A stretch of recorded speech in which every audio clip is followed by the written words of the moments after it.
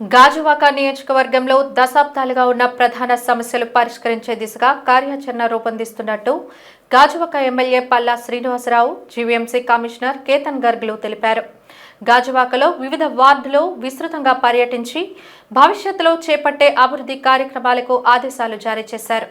ఈ సందర్భంగా పల్లా మాట్లాడుతూ కొత్త గాజువాక రాజీవ్ మార్గాన్ని 100 అడుగుల రోడ్డు నిర్మాణం చేయాలని, సెంట్రల్ ఐలాండ్ ఏర్పాటు చేయాలని నిర్ణయించామన్నారు. అలాగే దీర్ఘకాలంగా 75, 76, 71, 73వ వార్డు ప్రజలు ఎదుర్కొంటున్న డంపింగ్ యార్డ్ సమస్యను యుద్ధ ప్రాతిపదికన పరిష్కరించి క్లోజ్ డంపింగ్ ఏర్పాటు చేసి ప్రజల్లో కాలుష్యం నుండి కాపాడాలని కమిషనర్ని కోరినట్టు తెలిపారు. కార్యక్రమంలో నియోజకవర్గ సమన్వయకర్త ప్రసాదుల శ్రీనివాసరావు, జీవీఎంసీ కార్పొరేటర్లు, నాయకులు, అధికారులు పాల్గొన్నారు.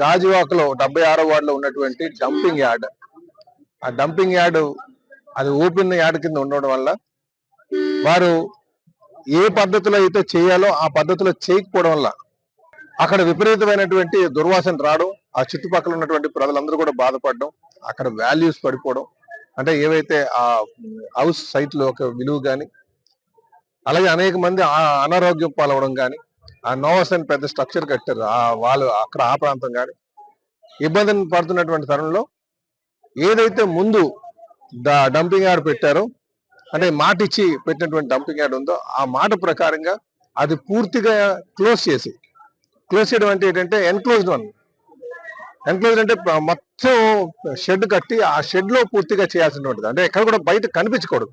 ఇక్కడ ఏమైందంటే అక్కడ ఓపెన్ డంప్ యార్డ్ అవడం వల్ల ఈ దుర్వాసన వస్తుంది కనుక మొట్టమొదటిగా అది 20 కోట్లు పెట్టి అది పూర్తి క్లోజ్డ్ డంపింగ్ యార్డ్ పెట్టాలని చెప్పేసి మరి తెలియజేయడం జరిగింది. లేని పక్షంలో ఇక్కడ నుంచి అది తరలించాలి అని కూడా చెప్పడం జరిగిందని చెప్పి తెలియజేస్తున్నాం.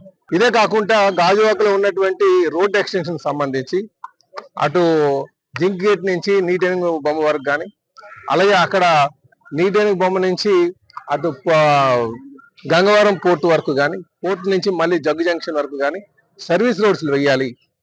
దానివల్ల ఎందుకంటే ఆ ప్రాంతం అంతా కూడా ఈ గంగవరం పోర్టు నుంచి వచ్చినటువంటి లారీలు అక్కడ నించుండిపోయి విపరీతంగా పొల్యూషన్ చేస్తూ అక్కడ దుమ్ము కూడా ఎక్కువగా వస్తూ ఆ ప్రాంతం అన్న చాలా ఇబ్బంది పడుతున్నారు. సర్వీస్ రోడ్లు పెట్టాలని చెప్పి తెలియజేస్తాం. ఈ కాకుండా కొంతమంది అక్కడ టీడీఎల్ రావాలి. మన కొత్తగా జంక్షన్ లో చూసుకుంటే పాత బిల్డింగ్ ఉంది, బజార్ సాగుతుంది అక్కడ, రైతు బజార్.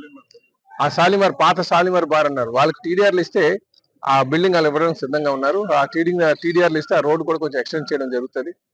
కావాలంటే కొంచెం బజార్ వెనకాల జరపడానికి కూడా ఆస్కారం ఉంటుందని చెప్పేసి అది చూపించడం జరిగింది.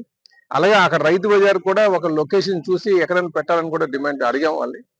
దీంతో పాటు ఆదర్శ్ బొంతుని వానపాలెంలో ఉన్నటువంటి ఆదర్శ్ స్టేడియం పూర్తి స్థాయి నిర్మాణం చేపట్టాలని చెప్పేసి చూపించడం జరిగింది. అలాగే వడ్లపూడిలో కూడా ఆ double road Siddhartha Nagar colony పక్కన ఉన్నటువంటి గ్రౌండ్ కూడా నిర్మాణం చేయమని చెప్పడం జరిగిందండి.